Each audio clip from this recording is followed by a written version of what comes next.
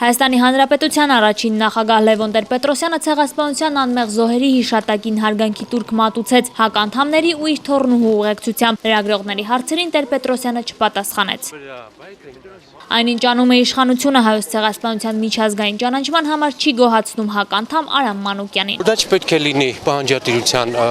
տիրույթում, չպետք է մի օր հայտարարես պահանջատերես Թուրքիայից, հաջորդ օրը թուրքական թերթում հայտարարես որ պահանջատեր չես։ Լևոն Զուրաբյանը այսօր քաղաքական լռություն է հայտարարել, իշխանության ճիշտ ու սխալ քայլերի մասին կխոսի ավելի ուշ։ Այսօրվա Թուրքիան հնարավոր համարում եք, որ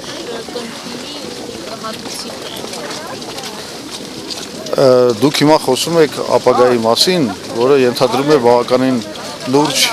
վերլուծություն եւ նաեւ քաղաքական վերլուծություն, իսկ ես այսօր արդեն ասացի, որ 100-րդ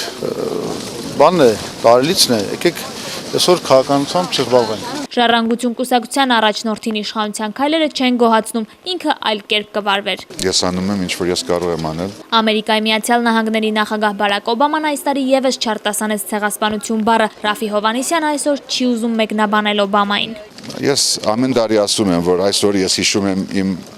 բաբիկներին, դադիկներին, Կասպարին եւ Սիրունին, Հովագիմին եւ Խնգյանին, եւ փորձում եմ իրենց հետ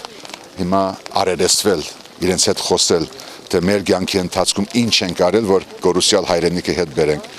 Հաստատ Բարակ Օբաման կամ որևէ այլ օդար ղեկավար մեր հայրենիքի հետ չի բերելու։